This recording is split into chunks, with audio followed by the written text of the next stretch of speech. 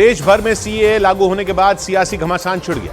विपक्ष ने सीएए के विरोध की बात की तो बीजेपी ने हमला बोल दिया। लेकिन विपक्ष के बयानों के विरोध में दिल्ली में भारी संख्या में हिंदू और सिख शरणार्थी सड़कों पर उतर आए। पाकिस्तान और अफगानिस्तान से आए शरणार्थियों ने विपक्षी गठबंधन के खिलाफ जोरदार प्रदर्शन किया और कांग्रेस दफ्तर के घेराव की कोशिश की। हजारों की संख्या में हिंदू और सिख शरणार्थियों ने कांग्रेस दफ्तर की तरफ जाने वाली सड़क पर मार्च निकाला। इस दौरान प्रदर्शनकारी अपने हाथों में भारत का राष्ट्रीय ध्वज लेकर आगे बढ़ते दिखे। कांग्रेस दफ्तर की तरफ बढ़ते हुए प्रदर्शनकारियों ने जमकर नारेबाजी की। हिंदुस्तान जिंदाबाद, जिंदाबाद, जिंदाबाद। प्रदर्शनकारियों के हाथों में कांग्रेस के नेताओं और दिल्ली के मुख्यमंत्री अरविंद केजरीवाल के खिलाफ लिखे पोस्टर भी नजर आए। पाकिस्तान और अफगानिस्तान से आकर दिल्ली में शरण लिए हुए लोगों ने आरोप लगाया कि विपक्ष के नेता वोट बैंक के लिए सीएए का विरोध कर रहे हैं, जबकि इसके लागू होने से उन्हें भारत की नागरिकता मिलने में आसानी होगी। प्रदर्शनकारियों के मुताबिक उन्हें उनके देशों में बुरी तरह प्रताड़ित किया गया था और उसी वजह से उन्होंने भारत में शरण ली थी। हम पाकिस्तान में, अफगानिस्तान में जहाँ से आए हैं वहाँ पीड़ित थे, परेशान थे। पाकिस्तान से आए शरणार्थियों ने वहाँ हिंदुओं पर होने वाले अत्याचार के बारे में भी बताया। उधर हिंदू होना एक गुनाह हो गया है। पाकिस्तान में इज्जत नहीं है तो कुछ नहीं है। पाकिस्तान में हिंदू की इज्जत ही नहीं है। हालांकि कांग्रेस दफ्तर की तरफ बढ़ रहे प्रदर्शनकारियों को पुलिस ने बैरिकेड लगाकर रोक दिया और इसके बाद तो हंगामा और ज्यादा बढ़ गया। कांग्रेस दफ्तर से पहले लगाए गए पुलिस बैरिकेड के पास हिंदू और सिख शरणार्थियों ने नारेबाजी और हंगामा शुरू कर दिया। एक रोज पहले दिल्ली के मुख्यमंत्री अरविंद केजरीवाल के खिलाफ भी हिंदू और सिख शरणार्थियों ने प्रदर्शन किया था, लेकिन इस बार उन्होंने कांग्रेस के खिलाफ जबरदस्त मोर्चा खोल दिया और जब कांग्रेस पार्टी के दफ्तर की तरफ आगे बढ़ने से रोका गया तो कुछ प्रदर्शनकारी वहां मौजूद पुलिस वालों से भिड़ गए। प्रदर्शनकारी पुलिस की बैरिकेडिंग तोड़कर आगे बढ़ने की कोशिश करते दिखाई दिए। लोहे के बैरिकेड के पास खड़े प्रदर्शनकारियों को पुलिस वाले धक्के देकर पीछे करते नजर आए। काफी देर तक प्रदर्शनकारियों और पुलिस वालों के बीच झड़प होती रही। इसके बाद प्रदर्शनकारी सड़क पर बैठ गए। पाकिस्तान और अफगानिस्तान से आए हिंदू और सिख शरणार्थियों ने वहां मोदी मोदी और जय श्री राम के नारे लगाने शुरू कर दिए।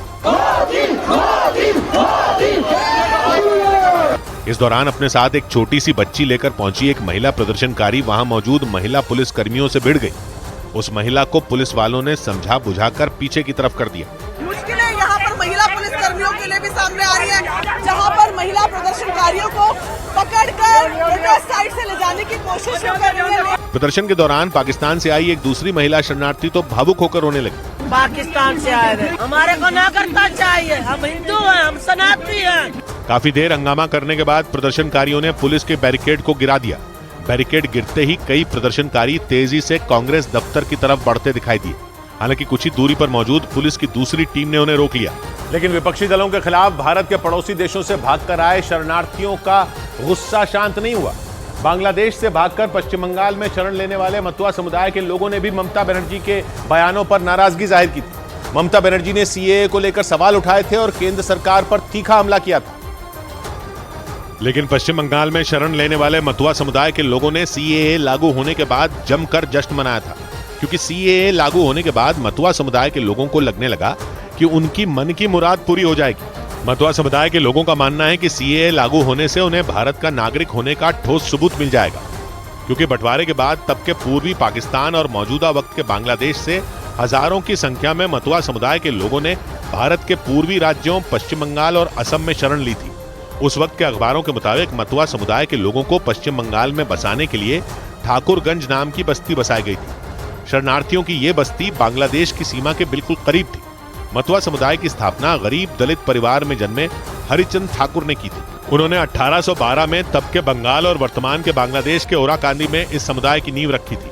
हालांकि जब भारत का बंटवारा हुआ था तब उनके परिवार के कुछ सदस्य पूर्वी पाकिस्तान से पश्चिम बंगाल आकर बस गए थे। लेकिन बंटवारे के बाद पश्चिम बंगाल में शरण लेने वाले मतुआ समुदाय का दबदबा पश्चिम बंगाल के कई जिलों में फैल गया और फिर वक्त के साथ पश्चिम बंगाल की सियासत में भी इस समुदाय की अच्छी खासी पकड़ बन गई। यहां तक कि प्रधानमंत्री नरेंद्र मोदी ने भी बांग्लादेश के ठाकुरबाड़ी जाकर इस समुदाय के लोगों से मुलाकात की थी। कहा जाता है कि पश्चिम बंगाल की 70 विधानसभा सीटों पर इस समुदाय के मतदाताओं का असर रहता है और इसी वजह से वहां हर पार्टी की नजरें इस समुदाय के वोट बैंक पर रहती हैं। पश्चिम बंगाल में मतुआ समुदाय के लोग बांग्लादेश की सीमा के करीब वाले जिलों में भारी संख्या में रहते हैं। उत्तर 24 परगना, दक्षिण 24 परगना, जलपाईगुड़ी, सिलीगुड़ी, कूच बिहार, नादिया, उत्तर और दक्षिण दिनाजपुर के अलावा पूर्व और पश्चिम बर्धमान जिले में मतुआ समुदाय का दबदबा माना जाता है। कहा जाता है कि पश्चिम बंगाल में 70 के दशक के आखिरी साल में जब कांग्रेस की ताकत कम हुई और लेफ्ट मजबूत हुआ तो उसके पीछे मतुआ समुदाय का बड़ा हाथ माना गया।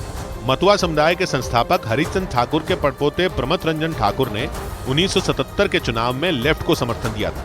उस वक्त के अखबारों के मुताबिक मतुआ समुदाय ने लेफ्ट पार्टियों को जमकर वोट दिया और पश्चिम बंगाल में उनकी सरकार बन गई थी। कहा जाता है कि इसके बाद करीब 3 दशक तक मतुआ समुदाय ने लेफ्ट का साथ दिया और इसके बाद टीएमसी और बीजेपी ने भी मतुआ समुदाय को अपने पाले में लाने के लिए ठाकुर परिवार के अलग अलग सदस्यों को विधायक और सांसद बनाया।